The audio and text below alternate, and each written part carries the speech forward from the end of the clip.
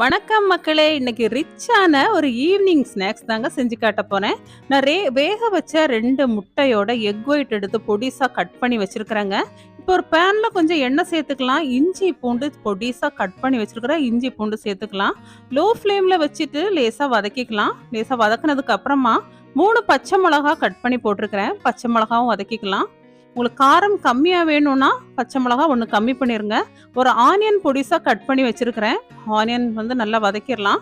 ரொம்ப ரோஸ்ட் ஆகணும்னு அவசியம் இல்லை, லேசாக வதங்கினாலே போதும். இப்போ மஞ்சள் தூள், மல்லித்தூள், வத்தல் தூள், கரம் மசாலா, மிளகுத்தூள் சேர்த்துட்டு பச்சை வாசனை போகிற வரைக்கும் மிக்ஸ் பண்ணிக்கலாங்க.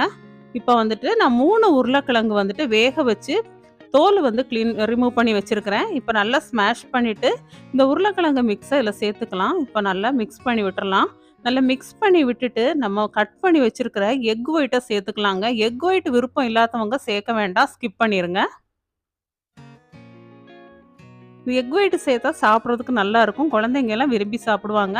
இப்போ இந்த மசாலாவுக்கு தேவையான உப்பு, மல்லி எல்லாம் சேர்த்துருக்கிறேன். நான் ஏற்கனவே உருளைக்கிழங்கு வேக வைக்கிறப்போ உருளைக்கிழங்கு கொஞ்சம் உப்பு போட்டிருந்தேன், அதனால இதுக்கு மட்டும் நான் உப்பு சேர்த்துருக்கிறேன். இப்போ பிரெட் நான் எடுத்து வச்சிருக்கிறேன். நமக்கு எவ்வளோ பிரெட் வேணும், ஒரு 10 பீஸ் நான் எடுத்து வச்சிருக்கிறேன். இந்த சைடில் இருக்கிற ஸ்கின் எல்லாம் ரிமூவ் பண்ணி கட் பண்ணி எடுத்து வச்சிருக்கிறேன். இப்போ மைதா 100 கிராம் எடுத்துருக்கிறேன். இல்லை கொஞ்சம் தண்ணி சேர்த்து நம்ம தோசை மாவு மாதிரி நம்ம மிக்ஸ் பண்ணி வச்சுக்கலாம்.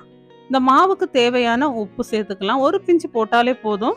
சில்லி ஃப்ளேக்ஸ் கொஞ்சமாக சேர்த்துருக்கிறேன். சில்லி ஃப்ளேக்ஸ்க்கு பதிலாக மிளகுத்தூள் கூட சேர்த்துக்கலாம். இப்போ ஒரு ப்ரெட்டில் நம்ம டொமாட்டோ கெச்சப் போட்டுக்கலாம். லைட்டாக வேணால் லைட்டாக சேர்த்துக்கலாம், இல்லை ஃபுல்லாக வேணும்னா ஃபுல்லாக சேர்த்துக்கலாம். நம்மளோட டேஸ்ட் நமக்கு எப்படி வேணுமோ நம்ம அப்படி சேர்த்துக்கலாம். இப்போ ஒரு ப்ரெட்டை நல்லா இந்த மாதிரி ப்ரெஸ் பண்ணி எடுத்துக்கலாம்.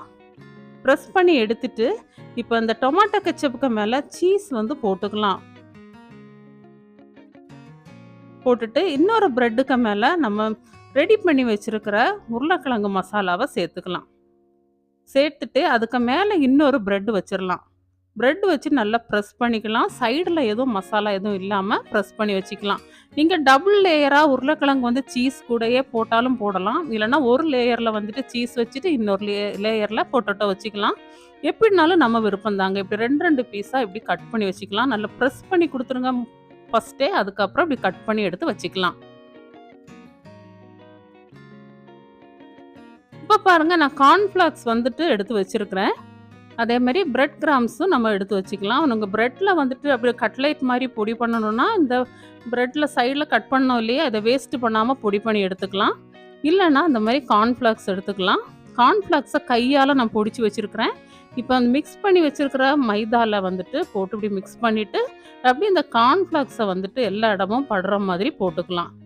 ரொம்ப பவுடராக போடுறதா இருந்தால் கூட நீங்கள் இன்னும் நல்லா கையால் பொடிச்சிக்கோங்க. இல்லை இப்படி கொஞ்சம் கோர்ஸாக இருக்கிற மாதிரியும் பண்ணிக்கலாம். நான் 2 விதமாக வச்சுருக்கிறேன். நல்லா கொஞ்சம் பவுடராகவும் வச்சுருக்கிறேன், கொஞ்சமாகவும் அப்படியே நான் பொடி பண்ணி போட்டிருக்கிறேன். இப்போ ஹை ஃப்ளேமில் தீ வச்சுக்கலாம், கேஸ் வச்சுக்கலாம். வச்சுட்டு திருப்பி போட்டு நம்ம ஃப்ரை பண்ணி எடுத்துக்கலாம். லோ ஃப்ளேமில் வைக்கக்கூடாது, ஃபுல் ஹையாக இருக்கணும். கருகையெல்லாம் செய்யாது. நல்லா கோல்டன் ஃப்ரை ஆனதுக்கப்புறம் எடுத்துக்கலாம். அப்போ தான் நல்லா மொறுன்னு இருக்கும். ரொம்ப ரிச்சாகவும் இருக்குங்க. கெஸ்ட்டு வந்தாலும் இதே மாதிரி செஞ்சு கொடுக்கலாம். வீட்லேயும் குழந்தைங்களுக்கு சாட்டர்டே வீட்டில் இருக்கிறப்ப செஞ்சு கொடுங்க. ரொம்ப மொறுன்னு டேஸ்ட்டாக இருக்கும். என்ஜாய் பண்ணி சாப்பிடுவாங்க. இந்த மாதிரி கார்ன்ஃப்ளாக்ஸ் இப்படி என்ன சொல்கிறது, ரொம்ப பவுடராக இல்லாமல் கொஞ்சம் கோர்ஸாக பொடி பண்ணி வச்சுருக்கிறேன். பொடி பண்ணி போட்டிருக்கிறேன். இந்த டைப்லேயும் நீங்கள் போட்டுக்கலாம். இல்லை நல்லா பொடி பண்ணி மிக்ஸி ஜாரில் போட்டு பிரெட் கிராம்ஸ் மாதிரி பொடி பண்ணி கூட போட்டுக்கலாம்.